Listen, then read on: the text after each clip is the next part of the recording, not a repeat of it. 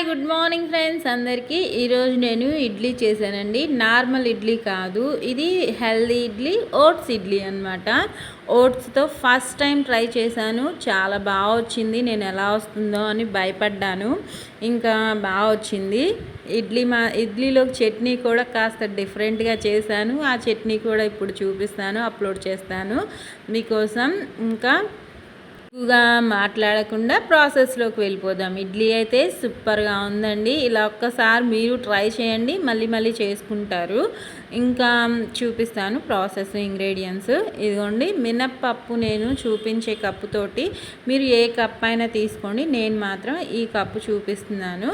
ఈ కప్పుతోటి 1.5 కప్పు మినప్పప్పు తీసుకున్నాను. ఓట్స్ కూడా సేమ్ ఇదే కప్పుతోటి 2 కప్స్ అంత తీసుకుంటున్నాను.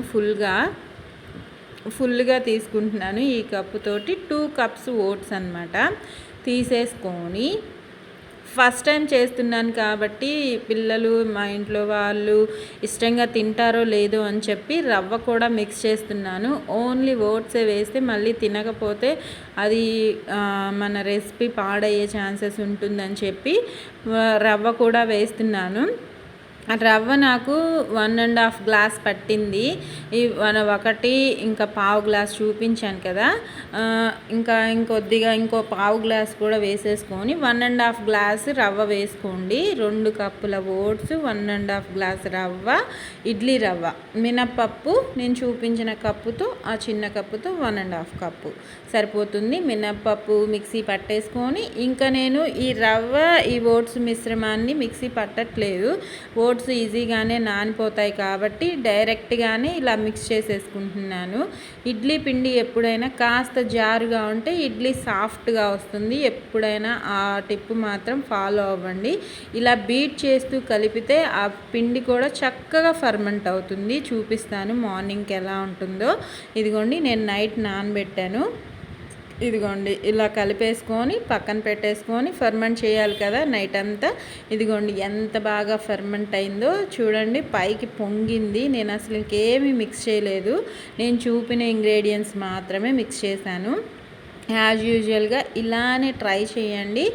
యాజ్ ఇట్ ఈజ్గా మీకు ఖచ్చితంగా బాగా వస్తుంది. మీరే కామెంట్స్లో చెప్తారు. పిండిలో ఇంకా సాల్ట్ వేసి చక్కగా మిక్స్ చేసేసుకొని, సాల్ట్ నైటే కలపొద్దండి. ఎప్పుడైనా ఇడ్లీ పిండి అయినా అట్లు పిండి అయినా మార్నింగ్ మనం వేసేటప్పుడు కలుపుకుంటే దాంట్లో గ్యాసెస్ పైకి రాకుండా ఉంటాయి.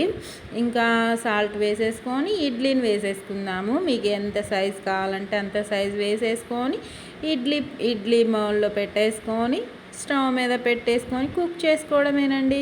ఇడ్లీ అయితే సూపర్గా వచ్చింది. ఒక 20 మినిట్స్కి మన ఓట్స్ ఇడ్లీ చూడండి ఎంత బాగుందో.